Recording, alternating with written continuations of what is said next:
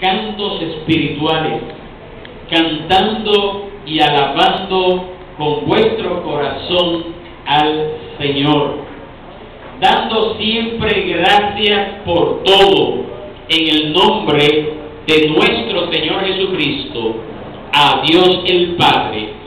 Verso 21, sometiéndoos unos a otros en el temor de Dios. Demos gracias al Señor. Padre bueno y Dios, tú que moras en las alturas de los cielos, en esta mañana te damos gracias. Gracias, Señor, por tu amor. Gracias, Señor, porque tú no nos dejas solos, porque tú estás con nosotros siempre, porque tienes grandes demandas para nuestras vidas, pero esas demandas, Señor, no están allí para ser cumplidas por nuestra propia fuerza, sino en el poder de tu Espíritu Santo. Te pedimos que tú nos des lo necesario siempre, sabemos que así es, para cumplir tu voluntad, que tú derrames de tus más ricas bendiciones sobre cada uno de nosotros, que al salir de este lugar podamos llevar a nuestras casas una palabra nueva, un nuevo desafío, Señor, y que tu Espíritu Santo nos acompañe, Señor, siempre, que haya en nosotros este anhelo de ser lleno de tu Espíritu Santo para cumplir con esa tarea. Esto te lo pedimos, Padre, en el nombre de Jesús. Amén y amén. Mis hermanos, si no se hubiera incluido, pueden tomar sus asientos, si no se hubiera incluido la verdad expresada en el versículo 18, que es el corazón del mensaje de Pablo, la carta de los Efesios tendría todo el aspecto de un texto legalista. Cada exhortación del Pablo tendría que cumplirse por el poder de la carne. Los creyentes se verían en la necesidad de confiar en sus propios recursos y fortaleza para seguir el gran mapa de carreteras de la vida cristiana presentada por el apóstol Pablo en los versos 4 al 6 de este mismo capítulo 5. Y por supuesto, nos daríamos cuenta de la absoluta deficiencia o ineficiencia de poder cumplir con todo lo que el Señor nos pide en su palabra. Los cristianos no podemos andar en humildad, no podemos andar en unidad, no podemos andar separados para Dios, no podemos ser luz, no podemos ser amor, no podemos ser sabios si no contamos con la energía y el dinamismo del Espíritu Santo. Andar sin el Espíritu es andar de una manera necia, es andar de una manera insensata, como lo dice los versos 15 al 17 que estuvimos predicando hace 2 semanas atrás. Podemos ser imitadores de Dios como hijos amados, sí y solo sí somos llenos del Espíritu Santo. En los versos 18 al 21 que acabamos de leer, Pablo presenta primero el contraste entre el camino de la carne y el camino del Espíritu. Y como se vio en la discusión anterior del versículo 18, la parte A, el camino de la carne se caracteriza por la religión pagana, de la cual habían salido muchos de los de Éfeso. Una religión centrada en los bacanales, en la inmoralidad, a causa del alcohol, que en muchas ocasiones en aquel entonces producía éxtasis espirituales.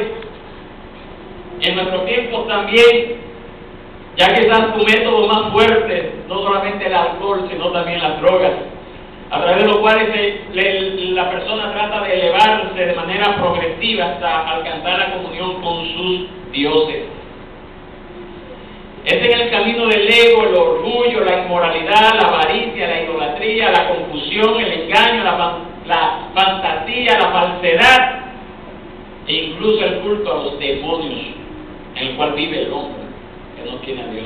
Esta es la senda de las tinieblas, esta es la senda de la necedad absoluta, conforme lo que nos dice los primeros versos, desde el verso 3 hasta el verso 17. Entonces, en los versos 18, la parte B al 21, el apóstol presenta el otro lado del contraste, el andar piadoso de los hijos de Dios, que se expresa en la vida controlada por el Espíritu y se caracteriza por la belleza y la santidad. Belleza y santidad. El apóstol da primero el mandato central de la epístola, que es el punto focal del Nuevo Testamento para los creyentes, y sigue su desarrollo con una descripción de las consecuencias a la obediencia a este mandato. El punto focal de esta, vamos a decir, del Nuevo Testamento y de esta epístola es ser llenos del Espíritu. Ser llenos del Espíritu. Aunque el apóstol Pablo no estuvo presente cuando el Espíritu Santo se manifestó de una manera poderosa en el Pentecostés, debió haber tenido ese acontecimiento en mente al escribir ser llenos del Espíritu. Es obvio que la venida del Espíritu Santo el día de Pentecostés ocurrió mientras él todavía era un incrédulo. Inclusive antes de comenzar a perseguir la iglesia. Ustedes dirán, ¿por qué antes de comenzar a perseguir la iglesia? Porque lo cierto, mis hermanos, es que sin Pentecostés, él, el apóstol Pablo y otros incrédulos habrían carecido de razones para perseguir la iglesia, porque habría sido demasiado difícil, hubiese sido demasiado débil, hubiese estado desprovista de poder como para constituirse en una amenaza para el dominio de Satanás. Ahí tenemos el pasaje bíblico de Hechos, capítulo 2, versos 2 al 4, donde dice: de repente vino del cielo un estruendo como de un viento recio que soplaba, el cual llenó toda la casa donde estaban sentados, y se les aparecieron lenguas repartidas como de fuego, asentándose sobre cada uno de ellos, y fueron todos llenos del Espíritu Santo, y comenzaron a hablar en otras lenguas según el Espíritu Santo les daba que hablasen. Fue en esa ocasión que algunos de la multitud acusaron a los apóstoles de estar llenos de mosto. ¿Usted sabe lo que es el mosto? De vino, estar borracho, esperando que quizás en cualquier momento estallarían en ese frenesí típico de los cultos de aquel entonces, los cultos místicos paganos. En el Antiguo Testamento, tal como Moisés, en un tiempo en la historia habían sido llenos con el Espíritu, con propósitos especiales. Nos dice Éxodo 31:3 y 35:31 que Moisés estaba lleno del Espíritu.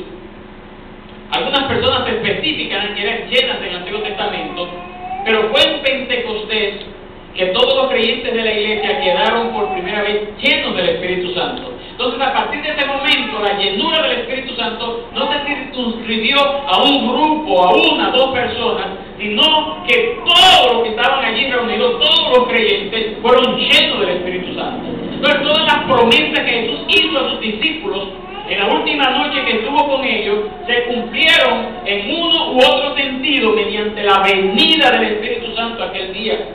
Y de hecho, la venida del Espíritu Santo fue lo que hizo reales todas las promesas de Jesucristo. Jesucristo dijo en Juan capítulo 14, versos 16 al 17: y yo os rogaré al Padre, y Él os dará otro consolador, para que esté con vosotros para siempre, el Espíritu de verdad, al cual el mundo no puede recibir, porque no le ve ni le conoce, pero vosotros le conocéis, porque mora con vosotros y estará en vosotros. El hecho de que el Espíritu Santo mora en todos los creyentes de forma permanente, en lugar de estar solo con algunos de ellos como sucedía antes del Pentecostés, es una de las grandes verdades de la dispensación propia del Nuevo Testamento, el tiempo de Dios, el tiempo glorioso, el tiempo de la iglesia. Es la nueva era, es la era eclesiástica. Es la era donde el Espíritu Santo no se va a limitar, no se limitaría a estar al lado de su pueblo, sino a habitar en todos y cada uno de los creyentes. ¿Cuánto dice conmigo? Todos. Todos. Todos los creyentes. Todos los creyentes. Todos los creyentes. Todos los creyentes. Esta residencia permanente del Espíritu Santo en los creyentes es lo que hace posible el cumplimiento de todas las demás promesas de Jesús a su pueblo. En Efesios 1:13, el Espíritu Santo es llamado el Espíritu Santo de la promesa. El Espíritu Santo es nuestra garantía y seguridad divina de que las promesas de Jesús se cumplen. Entre muchas otras cosas, Él les garantiza y asegura que tendremos una morada celestial en la casa del Padre. Este mismo capítulo 14, pero los versos 2 y 3 dicen: en la casa de mi Padre muchas moradas hay. Si así no fuera, no lo hubiera dicho. Voy pues a preparar un lugar para que donde yo estoy, vosotros también estéis. Es esa promesa que dice que Él hará cosas, que nosotros haremos obras mayores, no en tipo, sino en alcance, que las hechas por Él mientras estaba aquí en la tierra. Mismo Juan capítulo 14, el verso 12. Juan capítulo 13, verso 14, previo a este verso, dice que todo lo que pidamos en su nombre, Él lo hará. El verso 27 de este capítulo 14 dice que siempre tendremos la paz propia de Cristo, que la plenitud de su gozo estará en nosotros, dice el capítulo 15, verso 11 de Juan. El capítulo 14, el verso 20 dice que el Espíritu Santo nos asegura que Jesucristo y el Padre son uno. Romanos 8:16 nos dice que el Espíritu Santo habla a nuestro espíritu y nos asegura que somos hijos de Dios. Alabado sea el nombre del Señor. Sin embargo, la obra del Espíritu Santo en nosotros y a nuestro favor solo puede ser efectiva en la medida en que seamos llenos de Él. Porque no solamente decir yo tengo el Espíritu Santo, vamos a ver ahora lo que esté diciendo. Todo cristiano es habitado por el Espíritu Santo y tiene toda la capacidad para recibir el cumplimiento pleno de todas las promesas de Cristo dadas a aquellos que le pertenecemos. Al momento de la conversión recibimos esas promesas, pero ningún cristiano tendrá esas promesas cumplidas si no está bajo el control absoluto del Espíritu Santo. Entonces son creyentes que tienen promesas. Es como que venga alguien y le diga a usted: mire, yo te voy a regalar $1.000.000 de pesos. Usted diga: yo tengo una promesa de $1.000.000 de pesos. Y él le pone una condición y usted no cumple con esa condición para recibir ese $1.000.000 de pesos. Muchas veces tenemos la promesa, pero no aceptamos las condiciones para recibir esas promesas. Alabado sea el Señor. Nosotros como creyentes tenemos derecho legítimo a reclamar todas las promesas de Cristo para nosotros desde el momento en que creemos en Él. Eso no es como que yo voy a esperar un año, yo voy a tener un año de convertido para reclamar eso, desde el momento en que creemos en Él.